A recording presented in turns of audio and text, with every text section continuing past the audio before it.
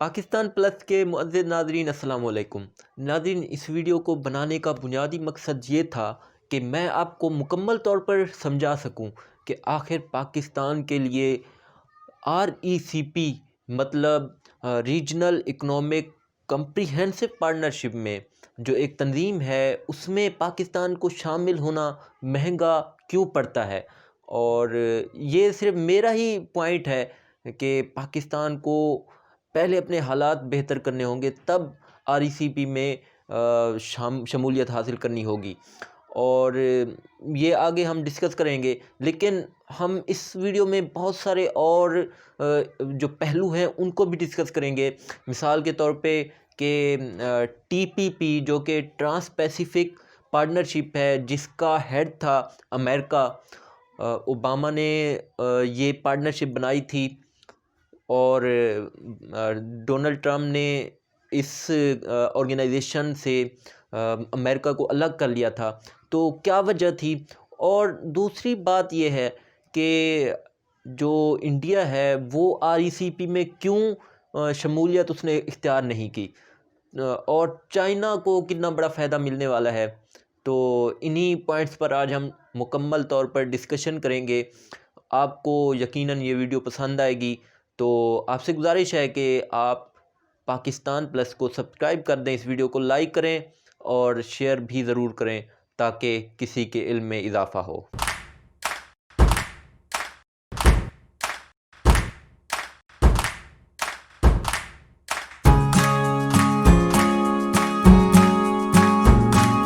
सबसे पहले तो बात कर लेते हैं RECP है क्या। RECP एक तंजीम है जिसमें 15 ममालिक शामिल होते हैं, न्यूज़ीलैंड, चाइना, जापान, ऑस्ट्रेलिया वगैरह, और इनके साथ बाकी छोटे छोटे ममालिक भी हैं। और ये पैसिफिक एशिया में कंसीडर किए जाते हैं। और वहीं पे इंडिया की बात कर ली जाए तो वो भी आ सकता है इस तंजीम में, लेकिन अभी वो सोच रहा है। पहले तो उन्होंने रिजेक्ट कर दिया है, लेकिन एज एन ऑब्ज़र्वर वो इस तंजीम में शामिल हो सकता है। और पाकिस्तान की भी यही कंडीशन है। तो पाकिस्तान और इंडिया की बात करने से पहले मैं RECP का इंट्रो देना चाहूँगा।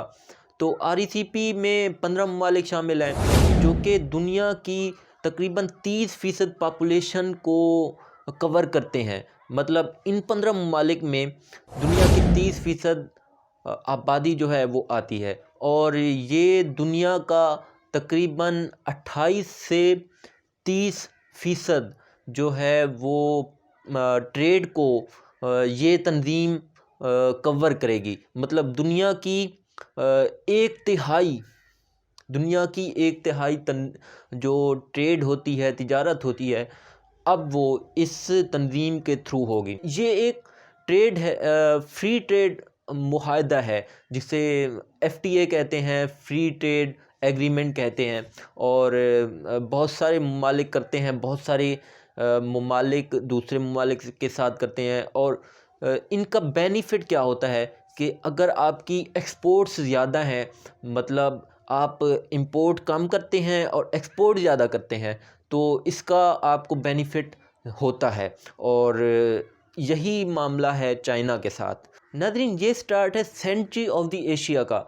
मतलब वो सेंचुरी आ चुकी है जिसमें एशिया के ममालिक अब यूरोपियन ममालिक पर डिपेंडेंट नहीं होंगे। और इसके बारे में क्या सराहियाँ की जाती थी कि एक सदी आएगी जिसमें जो एशियाई ममालिक हैं वो यूरोपीय ममालिक से आगे होंगे और हर एस्पेक्ट में आगे होंगे। तो RECP ये उस सेंचुरी का मज़हर है कि अब century of the Asia start होने वाली है। तो इसका सबूत चाइना की इकॉनमी भी है, जो कि बाकी दुनिया से आगे निकलती जा रही है। और मैं आपको बताता चलूँ कि चाइना की इकॉनमी कैसे परवान चढ़ रही है। तो चाइना की एक पॉलिसी है कि चाइना में जो ज़्यादातर इंडस्ट्री है वो पुर्ज़ा जात की इंडस्ट्री है, वो नई इंडस्ट्री नहीं लगाते। जैसे मिसाल के तौर पे मैं आपको बताऊं कि अमेरिका का जो आईफोन है वो अमेरिका में ही बनता है, लेकिन اب جو چائنا کا اس میں رول ہے، وہ چائنا نے کام یہ کیا ہے کہ آئی فون کے پرزہ جات بنانے شروع کر دیے، تو اب ڈیپینڈنٹ ہونا پڑا آئی فون کو چائنا پر۔ تو چائنا نے ایک برانڈ لانچ نہیں کیا، بلکہ اس کے لیے کام کرنا شروع کر دیا، مطلب اسے کمپین ہی نہیں چلانی پڑی، نہ ہی کوئی نیا پروڈکٹ لانچ کرنا پڑا ہے، بس آپ کو کام یہ کرنا پڑا ہے کہ انہوں نے جو پرزہ جات ہیں وہ بنائے، سستے ریٹ پر بنائے اور آئی فون کو ڈیلیور کر دیے۔ اور یہی حال ہے، سٹیل کی بات کر لیں تو تب بھی یہی حال ہے کہ جو چائنا کی سٹیل ہے وہ پوری دنیا میں ایکسپورٹ کی جاتی ہے، پوری دنیا کو ایکسپورٹ کی جاتی ہے، وہ میس پروڈکشن کرتے ہیں اور ان کی اعلیٰ کوالٹی کی بھی ہوتی ہے، اس وجہ سے پوری دنیا میں پسند کی جاتی ہے۔ اور دوسری بات یہ ہے کہ جو سٹیل چائنا کی ہے وہ سستی ملتی ہے باقی لوکل مارکیٹس کی نسبت۔ اگر انڈیا کی بات کر لی جائے تو یہیں پہ انڈیا مجبور ہے چائنا سے سٹیل کو امپورٹ کرنے پہ۔ وہ مسئلہ یہ ہے ان کے ساتھ کہ وہ میس پروڈکشن نہیں کر پا رہے انڈیا والے، حالانکہ حیران کن بات یہ ہے کہ جو انڈیا میں سٹیل ہے وہ ایکسپورٹ کی جاتی ہے چائنا کو، اور پھر وہی جو سٹیل ہے وہ زنک اس میں ایڈ کر کے وہ پھر دوبارہ امپورٹ کی جاتی ہے انڈیا میں، مطلب انڈیا والے اپنی ہی سٹیل مہنگے داموں پھر چائنا سے خریدتے ہیں۔ تو اب اس طرح کہہ لیں کہ چائنا نے پوری دنیا کی ٹریڈ میں حصہ ملایا ہوا ہے، تو پاکستان کو اس سے بہت بڑا فائدہ یہ ہے کہ پاکستان کے راستے ہی چائنا نے تجارت کرنی ہے۔ ناظرین، اگر یہیں پہ بات کر لی جائے ٹی پی پی کی، مطلب ٹرانس پیسیفک پارٹنرشپ کی، تو اسی کے مقابلے میں آر ای سی پی ہے، اور جو ملک ایشیا کا یا پیسیفک کا آر ای سی پی میں نہیں ہے وہ ٹی پی پی میں ہے۔ تو اس طرح سمجھ لیں کہ جو ملک ایک تنظیم میں ہے وہ دوسری میں نہیں ہے، اور جو دوسری میں ہے وہ ایک میں نہیں ہے، تو مطلب ایشیا کا اور پیسیفک کا جو کوئی بھی ملک ہے وہ دونوں میں سے کسی ایک تنظیم میں ہے۔ لیکن بات یہاں پہ اگر کر لی جائے پاکستان کی، تو پاکستان اور بنگلہ دیش دو ایسے ممالک ہیں جو ان دونوں میں سے کسی ایک میں بھی نہیں ہے۔ پاکستان اگر ایکسپورٹ کرتا ہے فری ٹریڈ ایگریمنٹ کے تحت، ایف ٹی اے کے تحت، تو وہ امپورٹ سے کم ہوتا ہے، مطلب اگر میں 100 روپے کی چیز اپنی باہر بھیجتا ہوں تو مجھے 1000 روپے کی چیز لینی پڑتی ہے، تو اس سے پاکستان کو گھاٹا ہے۔ وہ گھاٹا اس طرح ہے کہ جو امپورٹس اور ایکسپورٹس ہیں اس پہ تو ڈیوٹی ٹیکسز وغیرہ ختم ہو گئے، تو اگر ہم مطلب کوئی چیز 10 روپے کی بیچتے ہیں اور وہیں پہ ہم 100 روپے کی خرید لیتے ہیں اور ہمیں ملتا کچھ نہیں ہے، تو اس پہ صاف ظاہر ہے کہ پاکستان کو کوئی فائدہ نہیں ہے۔ تو اس وجہ سے پاکستان ان دونوں میں سے کسی ایک آرگنائزیشن میں نہیں ہے، ان دونوں میں سے کسی ایک ایف ٹی اے میں بھی نہیں ہے۔ تو پاکستان کو کام کرنا ہوگا اپنی ایکسپورٹ پہ اور اپنی انڈسٹری پہ۔ بہت سارے فیکٹرز ہیں جو کہ آپ کو پاکستان کو ایکسپورٹس پہ برتری دلوا سکتے ہیں امپورٹ بنسبت امپورٹ پہ، تو بہت سارے اقدامات کرنا ہوں گے پاکستان کو، اور ویٹ کرنا ہوگا کہ تب تک پاکستان کو اپنی جو انڈسٹری ہے اس سے پروان چڑھانا ہوگی۔